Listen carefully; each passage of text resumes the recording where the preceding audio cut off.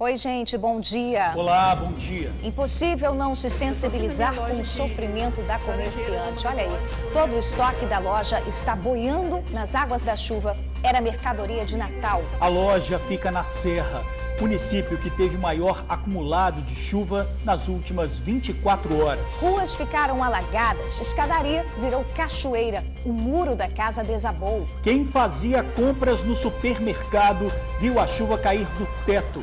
BR-101 Norte interditada, transtornos que o capixaba enfrenta e o alerta de perigo continua. O TN1 traz todas as informações. E veja ainda no jornal de hoje, está preso o bandido que assaltou o mesmo posto de combustível 10 vezes. Na última, o frentista botou o homem para correr usando um taco de beisebol. O suspeito tem emprego fixo, é casado, tem filhos, rouba para sustentar o vício em crack. Assustador número de mortes para a Covid no Espírito Santo daria para lotar 50 ônibus do sistema Transcol. O estado já perdeu 4.485 vidas para o novo coronavírus. E o TN1 conversa com o subsecretário de Saúde. Ele fala sobre a vacinação contra a Covid do Espírito Santo. O TN1 já volta. Fique com a gente.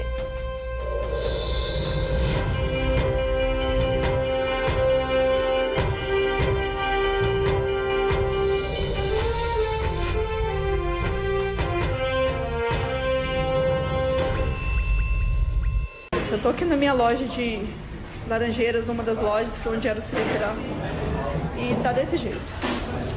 Se eu tiver algum amigo aqui que tá por perto, aqui na região, meus colegas, conhecidos que moram perto, se puder vir me ajudar, quem puder me ajudar, eu agradeço. Quem puder ajudar a salvar um pouco do meu estoque, que tá debaixo d'água. Tá debaixo d'água. Se você estiver perto aqui, puder indicar alguém para vir me ajudar, todos os funcionários estão me ajudando, parente, para ver o que pode salvar. Eu agradeço. Eu estou aqui desesperada. Tá assim, ó, tudo debaixo d'água. Já salvamos um bocado e tá faltando mais. Mas tem mercadoria aqui para a noite inteira para a gente recolher. Era todo o estoque do Natal. Tá aqui. A gente vê que é um pedido desesperado, né? A Kênia, ela jogou esse vídeo nas redes sociais para pedir ajuda. Nós conversamos com a Kênia, essa comerciante, agora há pouco. Veja o desabafo de quem tentava se reerguer aí dos prejuízos causados pela pandemia. Pois né, é, já era um prejuízo enorme e agora vê nas águas da chuva a mercadoria que seria a salvação nesses dias difíceis. Primeiro eu fiquei em estado assim, meio, me congelei na hora. Quando foi umas 5h30, 6 horas da tarde, eu imaginei essa chuva, já fui logo adiantando tudo para ir para a loja. Só que foi tudo muito rápido. Quando eu cheguei, a água já estava no joelho, assim, aliás, na cintura, quase chegando na cintura. E a primeira coisa que eu fiz foi respirar, olhar tudo e ajudar a minha equipe a salvar o que a gente pudesse, né? Depois que você gravou aquelas cenas, né, pedindo ajuda a várias pessoas, apareceram amigos lá, pessoas? Muitas. Teve mais ou menos umas 200 pessoas que ajudaram. Porque já estava assim, estava toda a equipe, todo mundo esgotado fisicamente. E eu disse, não vai dar, a gente não vai dar conta. Preciso de pensar em alguma forma de socorro. Foi quando eu falei, vou mandar um vídeo pelo Instagram, que eu tenho muitos amigos. E eu tenho certeza que um vai chamando o outro. E foi questão de minutos depois, foram chegando vizinhos da loja, pessoas que eu nem conheço, amigos de infância, amigos de perto, amigos de longe. Por volta de 1h da manhã ainda estava chegando gente de Vila Velha para nos ajudar. E foi uma corrente assim, que se não fosse essas pessoas, eu não tinha salvo nem 50%, porque era muito material. Todo o nosso estoque de 2 lojas do Natal. E o Natal, ele representa 3 vezes mais a venda de um mês normal. Nós recuperamos muito brinquedo, mas não vai ter condições de vender. Coincidentemente, nossa campanha desse ano era a campanha da esperança, né? que a cada brinquedo vendido no valor nós iríamos doar um novo para uma criança carente.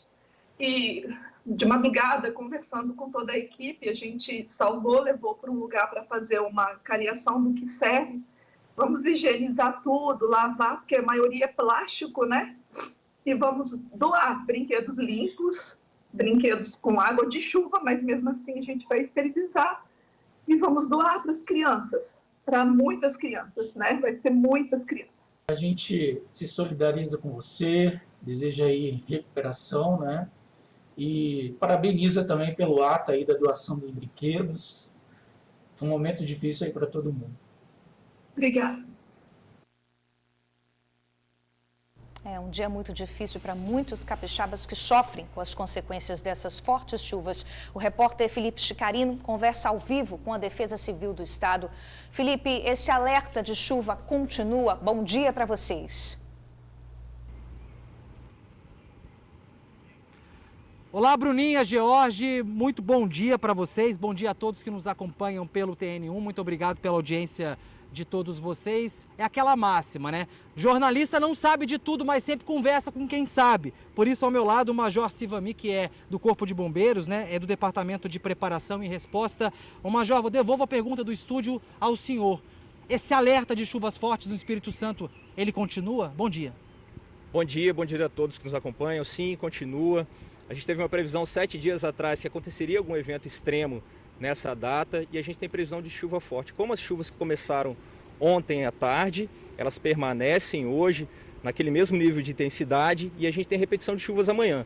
Talvez não com tanta força como está chovendo hoje e choveu ontem à noite, mas a gente já vai estar num ambiente que já está tomado por um acumulado representativo. Então as chuvas de amanhã também são muito importantes. No caso de ontem, o município capixaba que mais recebeu água foi o município de Serra. Para hoje, qual é a previsão para os municípios aqui da região metropolitana, para o interior do estado? Como é que está essa previsão, Major?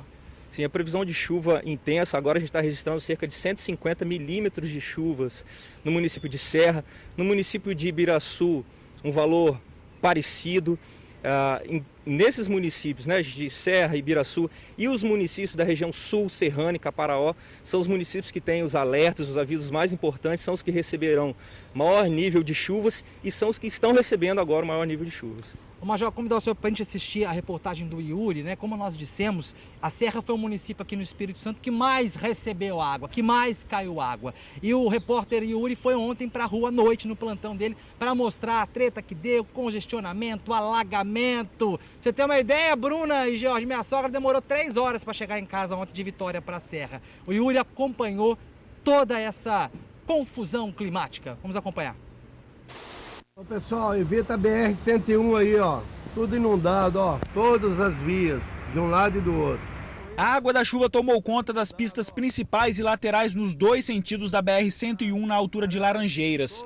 Era final da tarde de quarta-feira quando os amigos do TN começaram a mandar os vídeos. Tudo alagado, tá? Quem for querer passar por Laranjeiras, vem não, tá? Vem não que vai ficar, tá?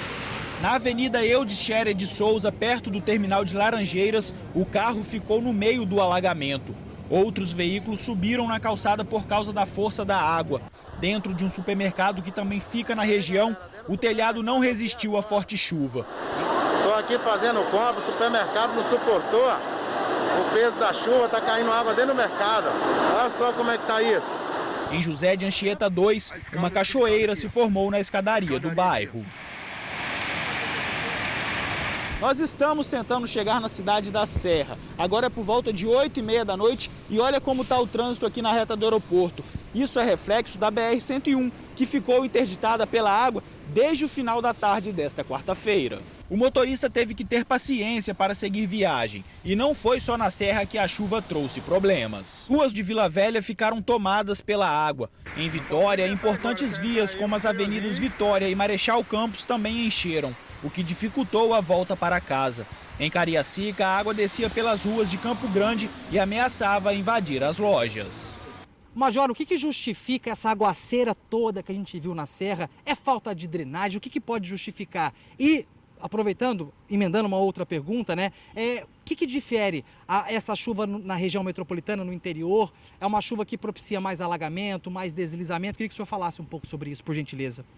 Assim, esse nível de chuvas, quando ele incide no terreno, ele pode trazer consequências diversas. Por exemplo, aqui na Grande Vitória, locais planos, que a gente percebe que tem algum alagamento nas ruas, provavelmente em algum tempo é problema de drenagem. Já em outros locais próximos aos rios, o problema é de cheias de rios, e aí não tem tanta relação com a água de chuva, com drenagem de água de chuva, mas sim do nível dos rios. É o que está acontecendo muito no interior hoje. A gente percebeu também muita queda de muros, vendaval que interrompe o fornecimento de energia elétrica, enfim, pode se comportar de maneira diversa dependendo de onde incidir.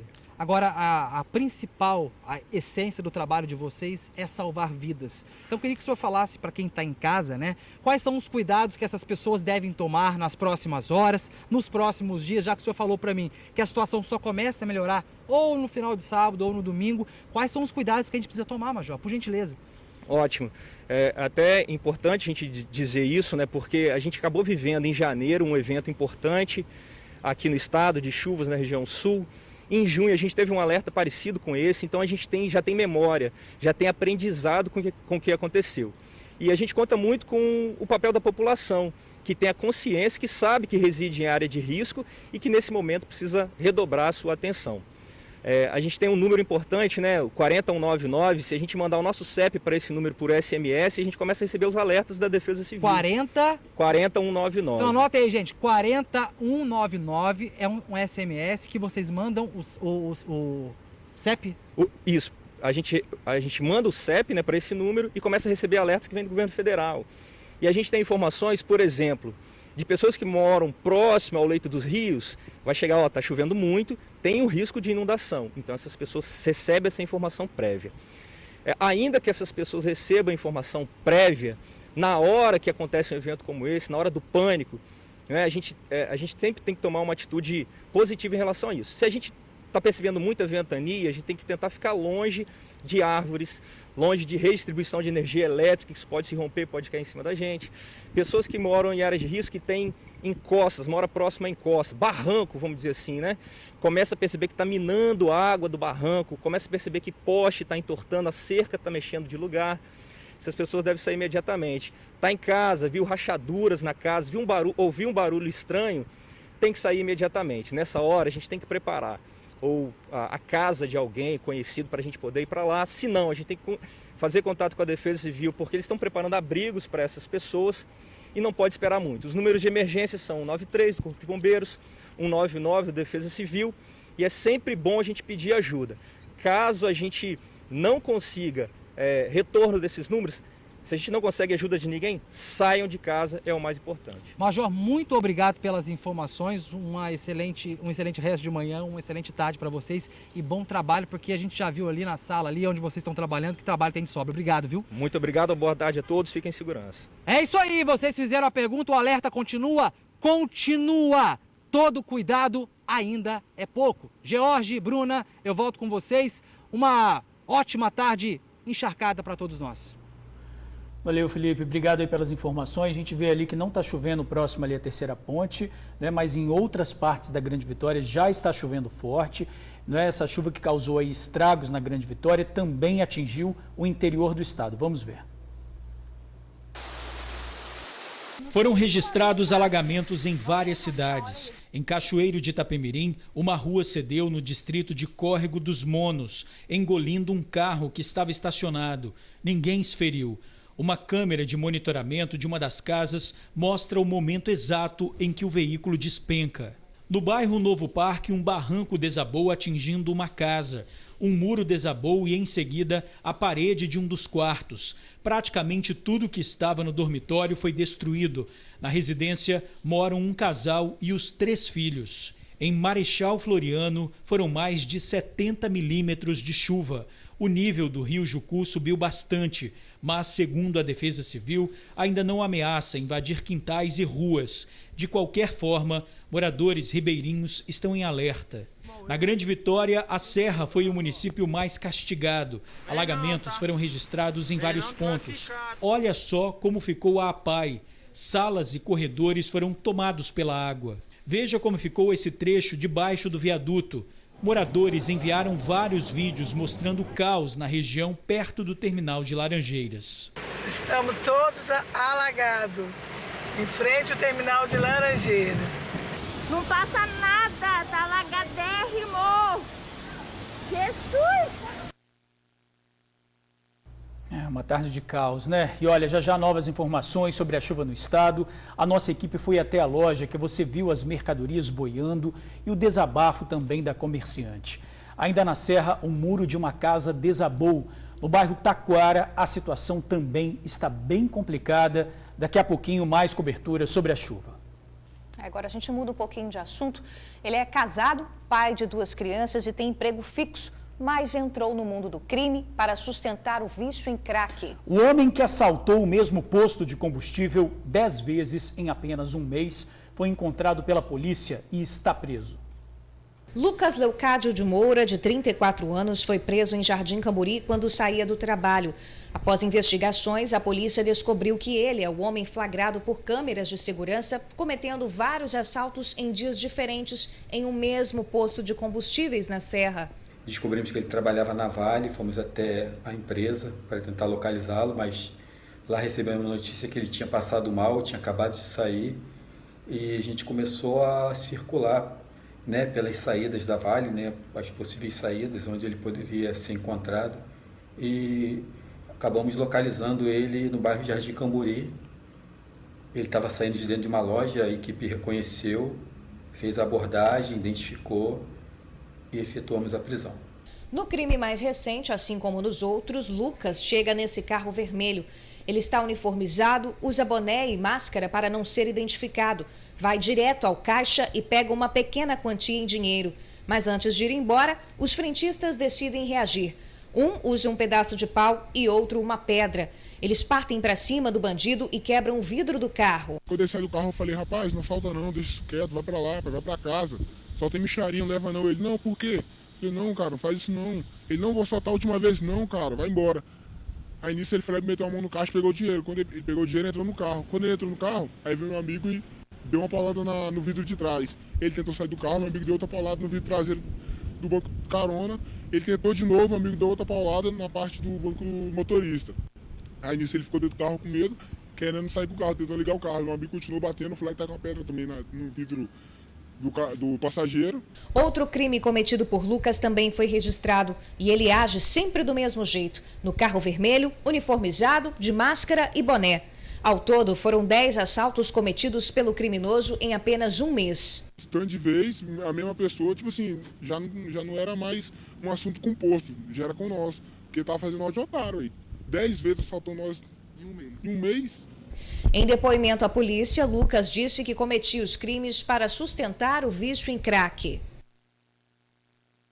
O suspeito foi autuado por roubo, tentado e foi levado para o presídio.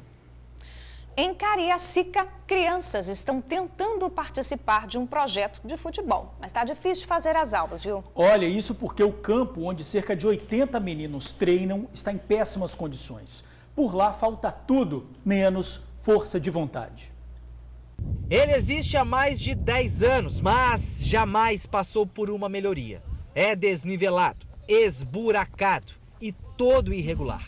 Rotineiramente, é usado como caixa de areia para a necessidade de animais de grande porte, como bois e cavalos. Como armar o jogo assim, hein, Adria? Ah, velho. Nós dá um jeito, né, de jogar. Tem que driblar o jogador e a caca da vaca. É isso? É. O campo cercado por barranco e por uma vegetação que nunca é podada fica no bairro Retiro do Saudoso, em Cariacica. E é também conhecido como o Campo do Barcelona. Só que o campo cariaciquense não tem o mesmo luxo, poder e glória que o campo do Xará espanhol. Cerca de 80 crianças e adolescentes, de 10 a 17 anos, que moram em Retiro do Saudoso e bairros próximos participam de um projeto social que acontece no campo do Barcelona. Só que o patamar do campo tem deixado muito a desejar. Os treinos da molecada são às terças e quintas-feiras e os jogos são no sábado. Quando os visitantes chegam por aqui... Às vezes a gente vê o time vem de fora jogar, tem bode de boi dentro do campo, bode de cavalo, entendeu? E a gente fica com vergonha, os meninos, até os meninos pequenos ficam com vergonha, que aí são crianças, entendeu? Aí chegam outros meninos que tem um campo melhor, aí fica falando do campo que é ruim, entendeu? As crianças baixam a cabeça, entendeu? Parece até conversa fiada, mais do mesmo, mas não é não. É a pura realidade. Em regiões de periferia onde predomina a vulnerabilidade social, às vezes o campo é a única possibilidade de lazer.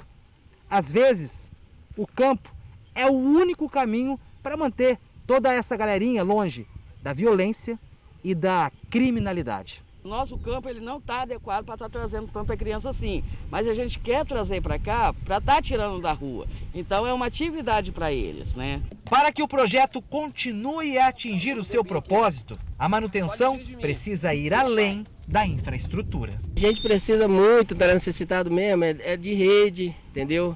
É um jogo de material que a gente não tem, entendeu? A gente vem treinar com os meninos, jogar dia de sábado, os meninos jogam com os meião aqui atrás de casa. Entendeu? E aí calção que a gente de casa também, e a gente tem um uniforme completo para a gente jogar todo sábado.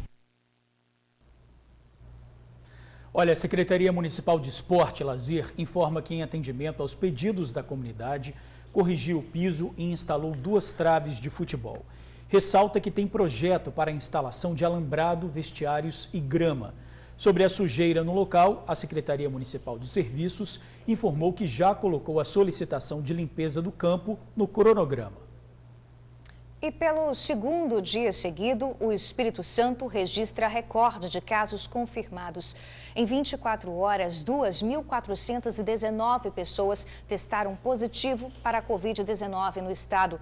Foram 30 mortes registradas de ontem para hoje. Nós temos no total, até o momento, 206.984 casos confirmados. Mais de 189 mil pessoas conseguiram se curar da doença. 4.485 pacientes morreram. E olha, a vacinação contra a Covid-19 está na pauta de todos os dias. A repórter Vanessa Calmon conversa ao vivo com o subsecretário de Saúde, Luiz Carlos Reblin. A gente vai saber como o estado vai dividir os grupos para a imunização e a pergunta que todo mundo quer saber, qual a previsão da chegada para a tão esperada vacina. Boa tarde para vocês, Vanessa.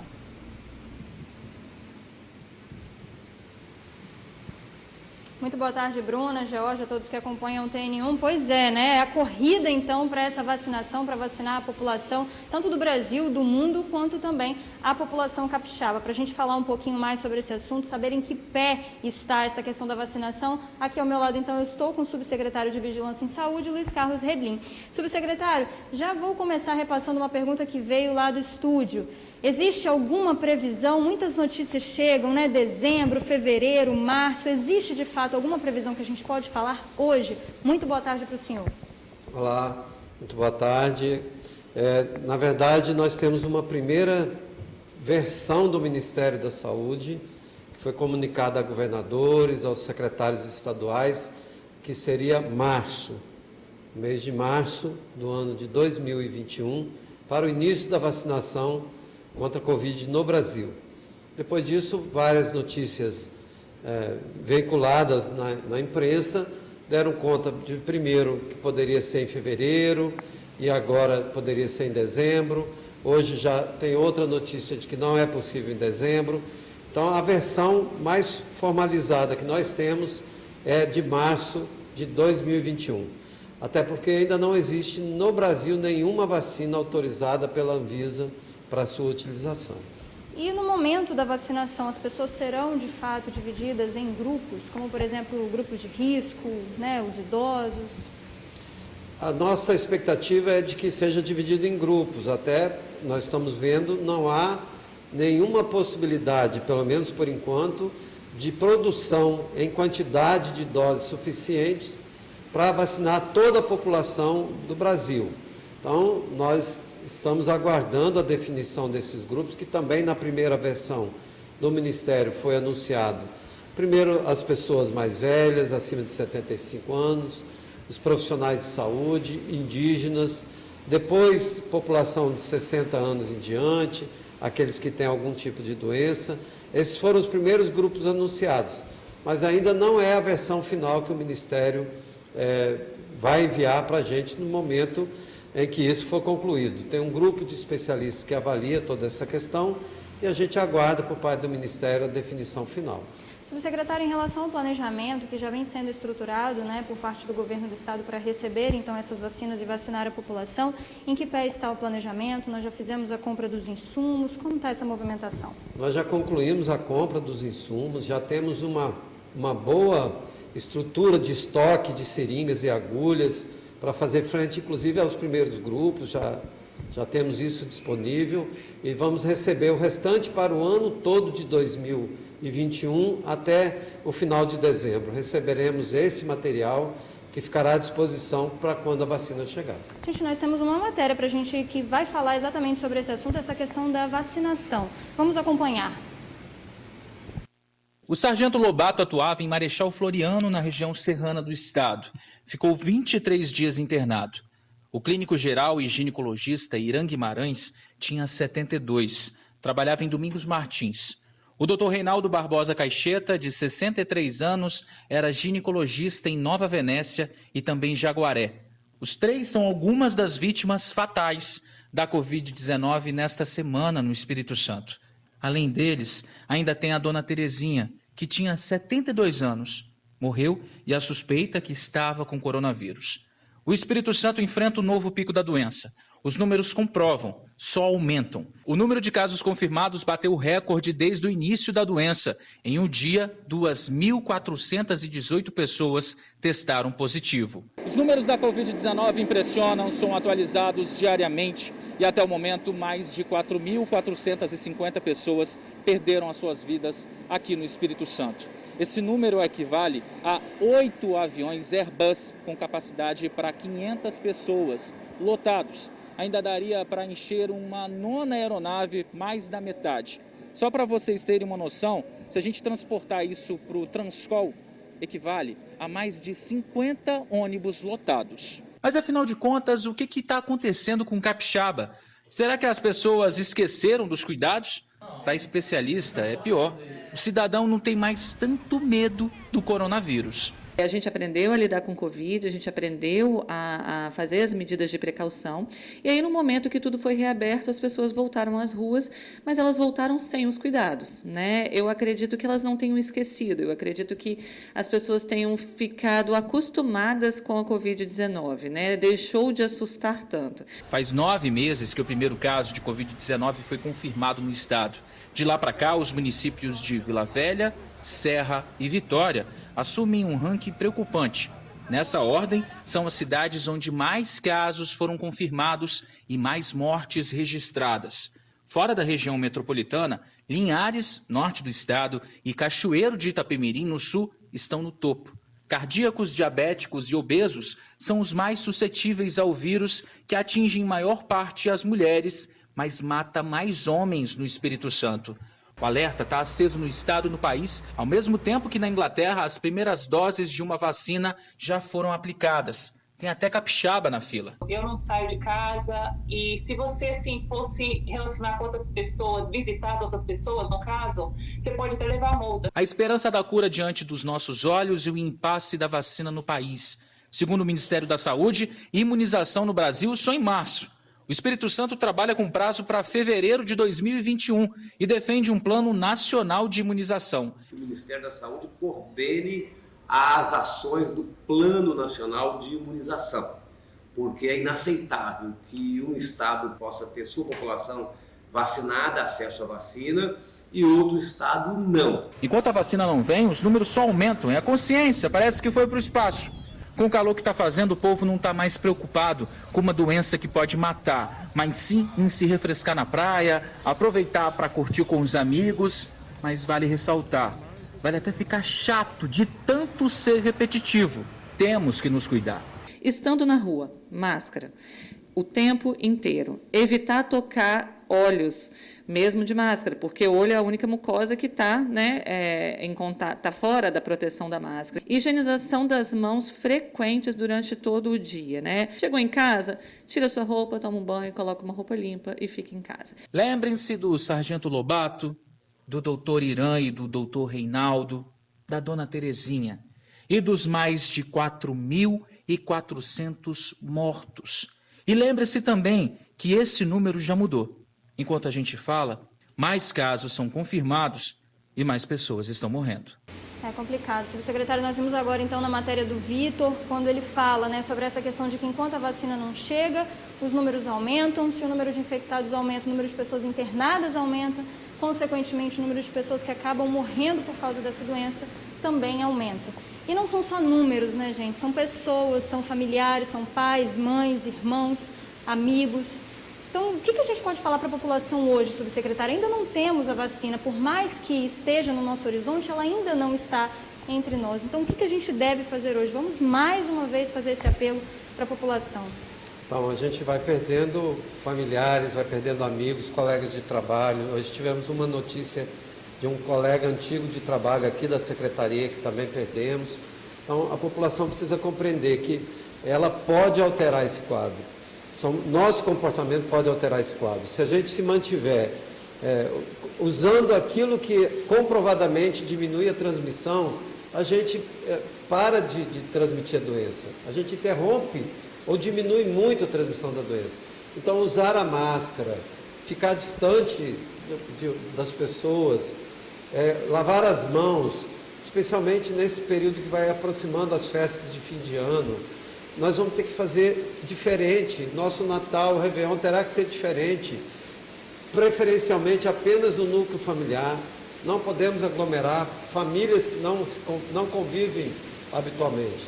Se a gente proceder assim, se a gente tiver estes cuidados, a gente vai diminuir a transmissão da doença até que a vacina, de uma forma definitiva, possa nos dar mais segurança. Até lá, a gente precisa, volto a repetir, usar a máscara, manter a distância e fazer a higiene das mãos. É isso que a gente pede a toda a população. Muito obrigada, subsecretário, pela sua participação aqui no TN1. É isso, gente, é o apelo que fica, é lavar as mãos, é usar a máscara, utilizar o álcool em gel e evitar as aglomerações. A certeza que a gente tem, além de que essa vacina vai chegar, é que tudo isso vai passar. Então, que a gente possa ter um pouquinho mais de paciência. Eu volto com vocês aí no estúdio. Bruna e George.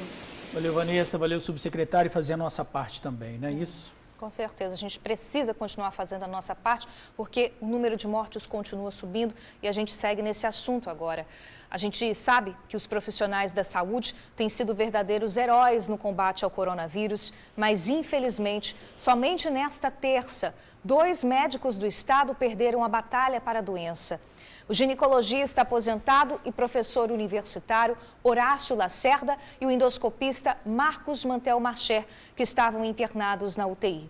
Marcos tinha 43 anos e estava há mais de 10 dias internado no Hospital Evangélico de Vila Velha. Com eles, a lista de médicos que perderam a batalha para o coronavírus sobe para 17. Na última terça-feira, os Conselhos Regional e Federal de Medicina divulgaram lista com os nomes de 15 profissionais de todas as idades. Olha, a gente volta a falar agora da chuva que atinge nesse momento vários municípios da Grande Vitória, do estado, né? Ontem causou aí vários estragos. A gente viu agora há pouco que a Serra foi o município mais castigado pelo temporal, quase 150 milímetros de chuva, vários bairros ficaram alagados. Em Laranjeiras, a gente viu o desabafo da dona de uma loja de brinquedos que perdeu todo o estoque de Natal. Em Nova Carapina, um muro desabou, destruindo parte de uma casa. Praticamente metade da casa ficou debaixo de escombros. O muro do quintal da residência vizinha, que fica na rua de cima, desabou sobre a casa durante as fortes chuvas que caíram na tarde de ontem, aqui no bairro Nova Carapina 1, na Serra. Na residência mora a família de dona Rosineide. Ela recebeu a notícia por telefone e veio correndo para cá. Quando viu a cena, ficou apavorada. Eu achei até que era uma pegadinha. Falei, eu vou ligar para a Ivaneide, minha vizinha, para confirmar se é verdade. Aí liguei, Ivaneide, o que está acontecendo isso? Só para me tirar uma dúvida. Me confirma, aconteceu alguma coisa em casa? Ela, aconteceu, mas está tudo bem. Na hora do incidente, estavam aqui na casa 3 pessoas. Uma mulher, mais os 2 filhos, uma adolescente e um menininho de apenas 4 anos que está super traumatizado com o que aconteceu. E também não é para menos. Esse quarto aqui, olha, era o quartinho dele, que agora está debaixo de escombros. Amigos, vizinhos, familiares estão trabalhando aqui para poder retirar todo o volume de entulho. E por sorte, ninguém se feriu. estavam todos na sala assistindo televisão. Os destroços caíram bem em cima da cama da criança. Todos escaparam por muito pouco. Para dona Rosineide, é até difícil acreditar que todos tenham saído dessa sem nenhum arranhão. Assim, estavam assistindo televisão aqui, né? Pelo que a minha filha me falou. Estava assistindo televisão aqui, aí de repente, bum! Aí ela só pegou as crianças, né? E correu e me falou assim, meu Deus, meus filhos, entendeu? E saiu para fora. A Defesa Civil esteve no local para avaliar a situação. A dona da residência que o muro desabou não consegue entender o que aconteceu. Ela diz que tomou um susto quando chegou em casa. O muro havia sido construído há pouco tempo. Foi desesperador, né? A gente levou um susto danado. Disse que foi um barulhão, fez um barulho. E quando foi deparar, o muro caiu em cima da casa da vizinha. A Serra foi um dos municípios mais afetados pelas chuvas. Nas últimas 24 horas, choveu 144 milímetros. Em Laranjeiras, o depósito de uma loja de brinquedos ficou todo tomado por água. Segundo os funcionários, a rua alagou e a água entrou na garagem pelas frestas do portão durante a noite. O resultado foi esse que a proprietária mostra num vídeo que ela mesma fez. A mercadoria de Natal foi literalmente por água abaixo. Eu estou aqui na minha loja de Laranjeiras, uma das lojas onde era o Cireteral, e está desse jeito. A loja não teve condições de abrir hoje. Os funcionários compareceram mais para limpar o estabelecimento e jogar a mercadoria perdida fora. O prejuízo ainda não foi calculado. Eu estou aqui desesperada. Tá assim, ó. Tudo debaixo d'água. Já salvamos um bocado e tá faltando mais. Mas tem mercadoria aqui para a noite inteira para a gente recolher. Era todo o estoque do Natal. Tá aqui. Lamentável, né? Olha, em relação à casa atingida, a Defesa Civil interditou o local e encaminhou a família para o aluguel social. E ainda falando da Serra, a nossa equipe foi até o bairro Taquara, um dos mais afetados pela chuva. Várias casas ficaram alagadas e moradores perderam os móveis. O choro da dona Helena, de 66 anos, é de ver o pouco que tem ir embora com a chuva. Quem não fica triste, a casa mais atingida aqui é a minha. Entendeu? É a minha casa que é a mais atingida. O guarda-roupa novinho, que ela nem terminou de pagar, o sofá, a geladeira. Dona Helena mora nessa casa com a neta em Taquaraú, na Serra, há mais de 15 anos. As duas passaram a noite praticamente toda, tirando água de dentro de casa. Quando eu cheguei, eu tive que subir em cima da cadeira, porque a água já estava acima do joelho. E a gente teve que chamar algumas pessoas para ajudar a gente a pocar a parede para a água sair por fora. E tiramos com balde e rodo. Na vizinha do lado, a situação também era triste. As compras da semana encharcaram e a comida que estava na geladeira estragou.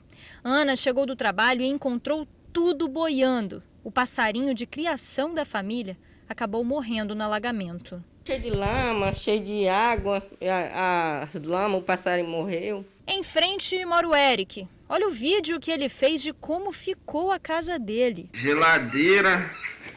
Aí, ó. Tá quase no teto, filho. Ó, 2 geladeiras, velho. Encheu bastante, foi quase até no teto. Água pra caramba, minha irmã perdeu tudo. Essa parte aqui do bairro Taquaraú fica exatamente embaixo da rua José da Costa Muniz. É uma invasão. Cerca de 10 famílias moram aqui há mais de 20 anos. O problema é que todas as casas são cercadas por esse valão. E toda vez que chove, esse valão transborda. A água entra nas casas e as famílias perdem tudo. A Ana já até pensou em mudar daqui, mas o orçamento é apertado e o sonho fica só mesmo no pensamento. Toda vez é isso aqui, Ana? Toda vez. Já pensou em mudar daqui? Já, mas a gente ainda não tem como mudar. O jeito hoje para eles é o mesmo de todas as vezes que perdem tudo: arregaçar as mangas e recomeçar. Olha, em nota, a Prefeitura reforçou que a Serra foi o município capixaba onde mais choveu nas últimas 24 horas. A grande concentração de chuva em pouco tempo contribuiu para o aumento da água na rua mostrada aí na reportagem. O bairro tem rede pluvial. Além disso, diversas ruas estão recebendo obras de drenagem e pavimentação. Bom, vamos falar novamente com a repórter Vanessa Calmon, ela está ao vivo em Vitória. Olá, Vanessa, como é que está a situação aí? Chove nesse momento?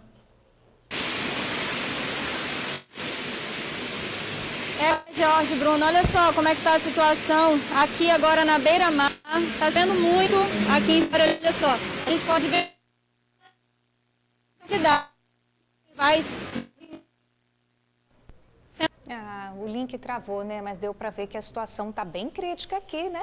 Perto da beira-mar. Daqui do estúdio, inclusive na Ilha de Santa Maria, a gente consegue ouvir o barulho forte da chuva lá fora. Em vários pontos, né, aí da Grande Vitória, chuva, é preciso atenção, e a previsão também aí é de mais chuva, né, Bruno? Tem que tomar cuidado, motoristas, quem mora em área de perigo aí, muita chuva.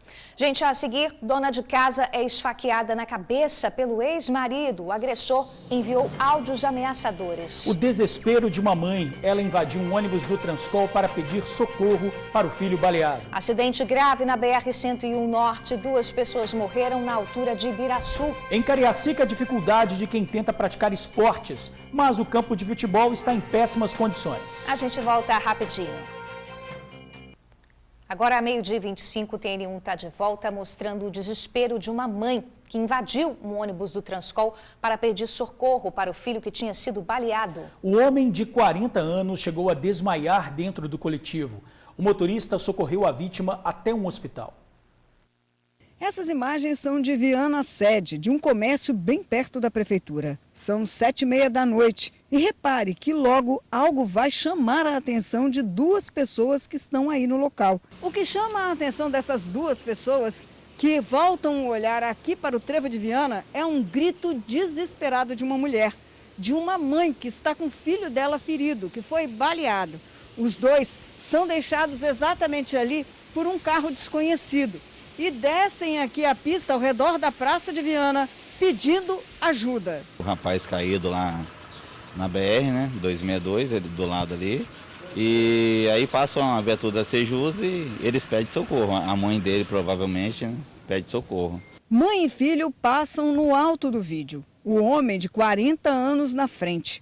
Ele levou um tiro na mão e outro no ombro e corre, senta bem em frente à prefeitura do município à espera de socorro. Só que antes do 92 chegar, o cara se levanta, você sai andando, né?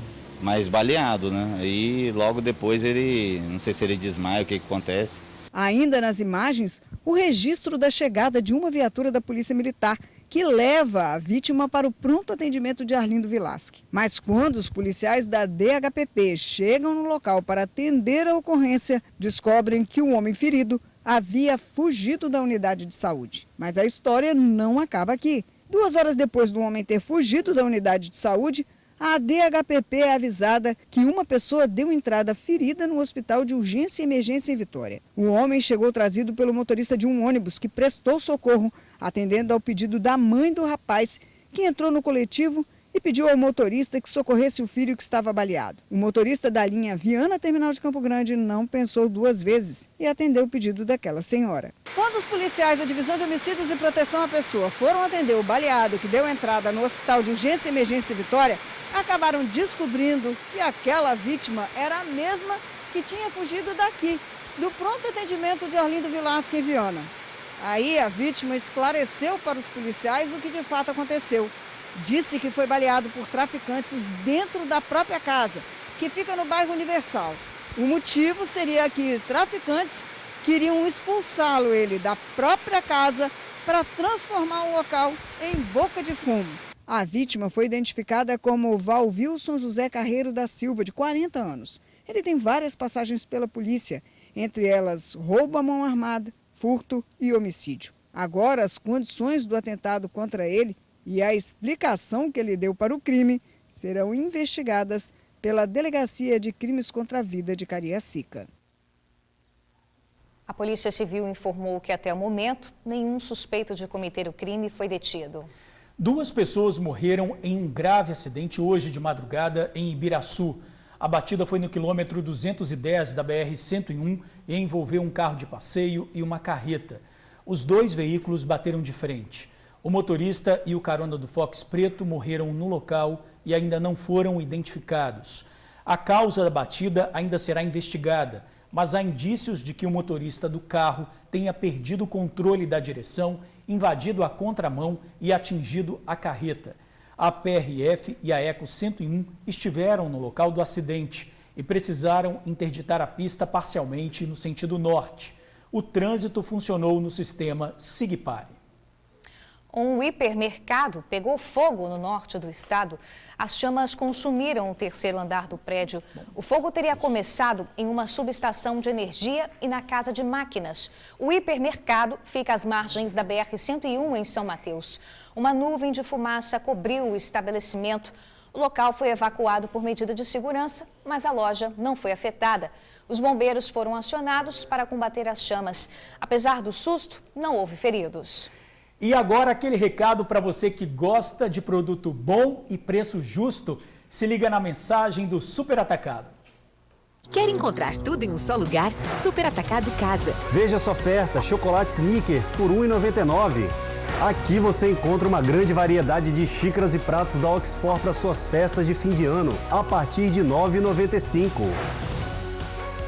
Taças para vinho, para champanhe, diversos modelos, a partir de R$ 6,99. Balança de banheiro por R$ 59,95.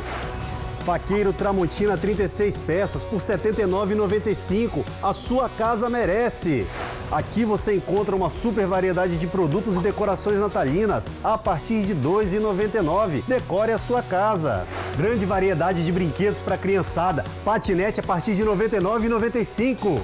Travesseiro a partir de R$ 14,99. E tem muito mais ofertas esperando por você. Cama, mesa e banho, presentes, decoração, ferramentas. Super Atacado Casa, Cariacica e Guarapari.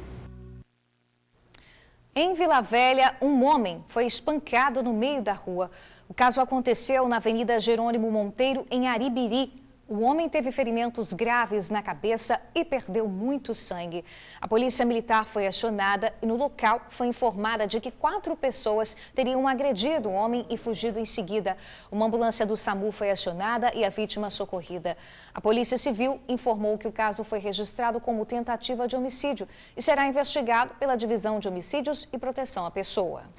O TN1 faz um rápido intervalo e na volta atualiza as informações da chuva no Espírito Santo. A gente já volta. Depois do calorão insuportável, agora os capixabas vivem os transtornos provocados pela chuva. A gente tem acompanhado isso no jornal de hoje. A Serra, olha só, foi o município do estado mais atingido nas últimas 24 horas. Segundo a Defesa Civil Estadual, a cidade está com alerta para risco alto de deslizamento em áreas consideradas de risco. Em Nova Carapina, o muro de uma casa desabou. Apesar do susto, os moradores não sofreram ferimentos. A dona de uma loja perdeu todo o estoque comprado para o Natal. Olha aí, as mercadorias ficaram boiando na loja toda alagada. No trânsito, os motoristas ficaram confusos com os semáforos piscando. Pois é, no interior do estado, a força da água arrastou o barranco em Muniz Freire. Uma imagem impressionante. Em Castelo, a Defesa Civil foi às ruas alertar os moradores. O carro passa nos bairros chamando a atenção para o risco e atenção aos sinais de deslizamentos de terra. E fique atento, o boletim da Defesa Civil mostra aviso de chuvas intensas para todo o estado hoje e a acumulação de grande perigo, principalmente no litoral sul, Caparaó, Capixaba, Centro-Sul e também na Grande Vitória. Para a gente ficar atento, porque vem muita chuva por aí. A gente acompanhou todos os estragos causados no interior e também na Grande Vitória. A gente vai falar do Incapé agora, né? O Incapé falou sobre essa chuva que atinge o estado e para previsão essa semana. Vamos ver. Desde ontem, o tempo no Espírito Santo está sendo influenciado pela atuação da zona de convergência do Atlântico Sul, que é essa grande faixa de nuvens que cobre desde o sul da Amazônia até a região sudeste do Brasil.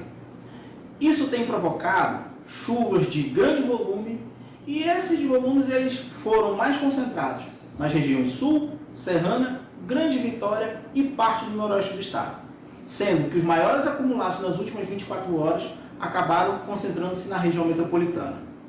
Para os próximos dias, a tendência é que o tempo deve seguir instável até a próxima sexta-feira. Portanto, em razão do acumulado das chuvas das últimas horas e a tendência da continuidade da chuva para os próximos dias, caso haja uma situação de perigo, deve-se entrar em contato com a Defesa Civil para minimizar tais impactos. Pois é, para a gente continuar atento então, né?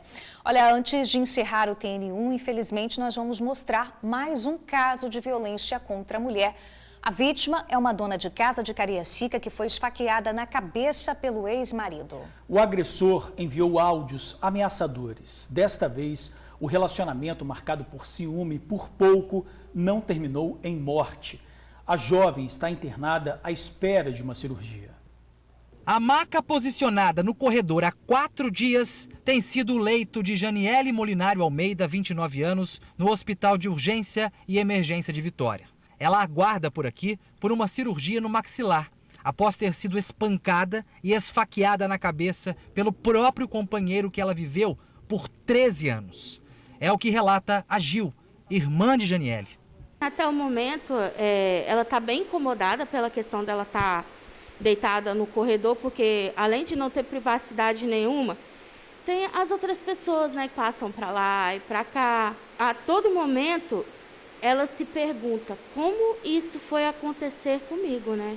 As agressões foram na última segunda-feira. O agressor é pai dos 3 filhos da Janiele. O relacionamento passou a ficar conturbado há 7 anos. Ela tomou 2 facadas na cabeça, uma no braço, quebraram, no caso, o meu cunhado quebrou o maxilar dela e ela foi jogada da escada. A desculpa para tanta maldade e perversidade não é diferente de outros casos que noticiamos aqui.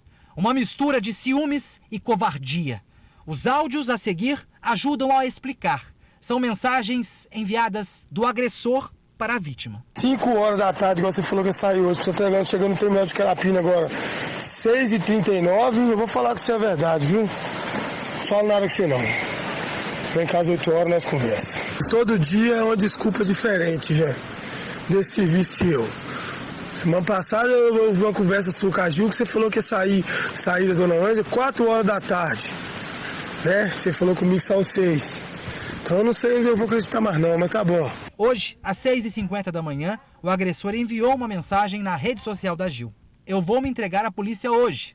Quando eu estiver lá, pelo menos minhas filhas eu quero ver. Aqui dentro do Hospital de Urgência e Emergência, a Janiele convive com 2 medos. O primeiro deles, do agressor, que ele volte até aqui para terminar o que começou. E o segundo medo dela, não menos importante, é que a gente vive numa pandemia de Covid-19, o número de casos tem aumentado e ela está há 4 dias no corredor do hospital. E a frase que ela usou para descrever isso, que nem eu falei, não acredito que isso aconteceu comigo. E o que eu quero, ela falou até para a mãe dele, ela falou, o que eu quero é que ele seja preso, que ele pague pelo que ele fez, porque o que ele fez comigo, né, não tem justificativa. O verdadeiro absurdo, né, gente? O crime é investigado pela Polícia Civil. Já em relação à internação da vítima, o Hospital Estadual de Urgência e Emergência informou que a cirurgia da paciente está agendada para o próximo dia 14. Enquanto aguarda o procedimento, ela recebe os cuidados clínicos necessários e a gente deseja uma boa recuperação. Tá na hora de encerrar, né, George? Agora, 12h40, a gente vai ficando por aqui. Uma ótima tarde para vocês. Cuidado com a chuva, se cuidem. Valeu, gente. Obrigado por assistir ao jornal, pela companhia de sempre. E a gente espera amanhã, 20 para meio-dia. Até lá. Tchau.